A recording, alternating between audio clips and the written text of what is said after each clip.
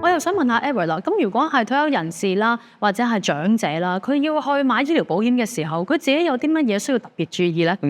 其實有幾個要點咧，大家一定要留意嘅。首先咧，保單設有投保年齡上限同埋續保年齡限制，大家一定要睇清楚。大部分嘅醫保嘅投保年齡上限咧係65歲，即係話如果你過咗65歲先買一份新嘅保單咧，咁保險公司咧有機會係拒絕呢份保單申請嘅。至於續保年齡方面咧，有啲保單就會以75歲甚至100歲為限。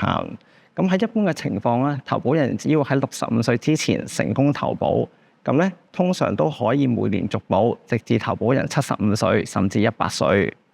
咁而大家亦都要仔細研究保障範圍，包括係咪涵蓋住院啦，抑或門診嘅開支啊，有冇咩不保事項啦，同埋保障額係咪符合大家嘅需要，係咪夠使咧？決定投保之前咧，應該比較多幾款唔同嘅產品。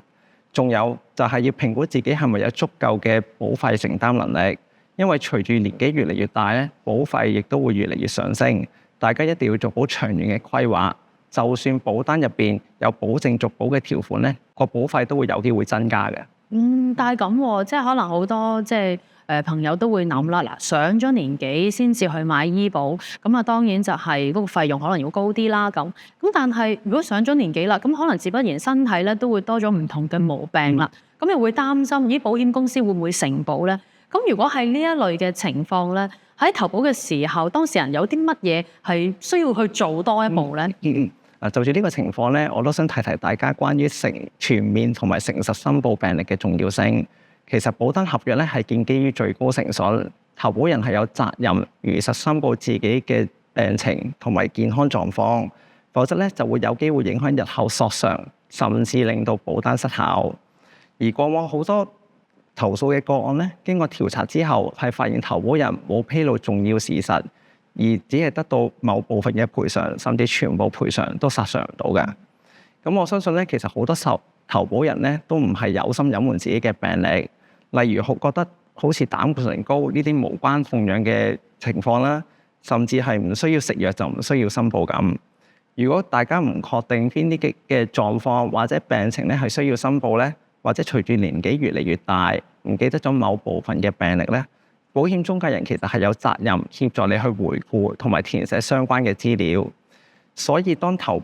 中介人問你嘅時候咧，建議最好都同佢哋交代清楚先，包括之前嘅檢查有冇發現到任何唔正常嘅檢查結果。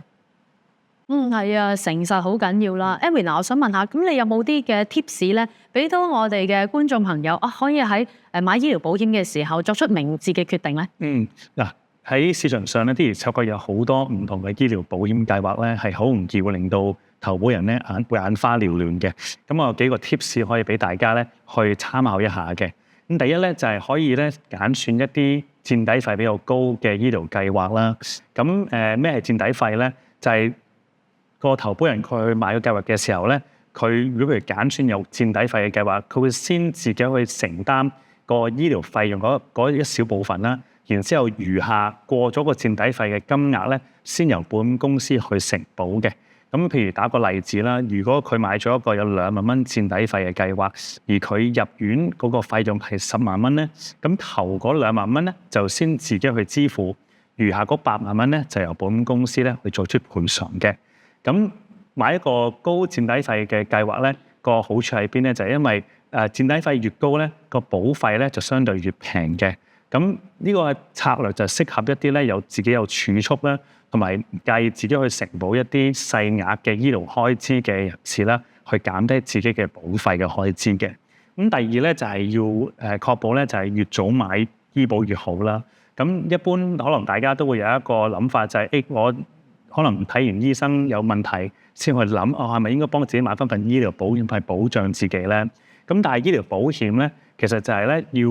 確保就係當自己嗰個身體狀況仲係健康啦，去做投保咧，先至可攞到最大嘅保障嘅。因為譬如對於退休人士嚟講咧，年紀越大咧，身體狀況有機會出現一啲毛病或者有啲疾病啦。咁如果譬如我帶病去投保嘅話咧，保險公司咧就會去因應翻我個狀況去作出一啲核保上嘅一啲嘅安排嘅。例如有機會可能需要我俾一啲額外嘅保費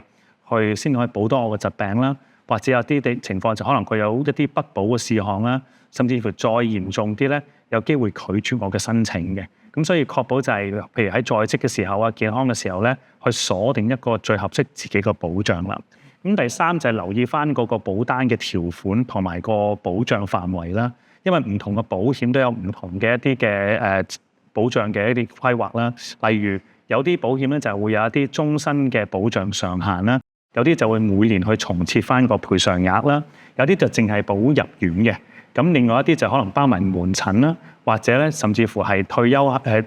出院後嘅一啲嘅醫療費用嘅跟進費用啦。咁最重要咧，對於退休人士嚟講咧，就係了解有冇保障一啲未知嘅已有嘅疾病啦。因為對於退休人士嚟講，呢個有機會個風險會比較大嘅。咁所以就要確保佢自己留意翻個條款，揀選一個最合適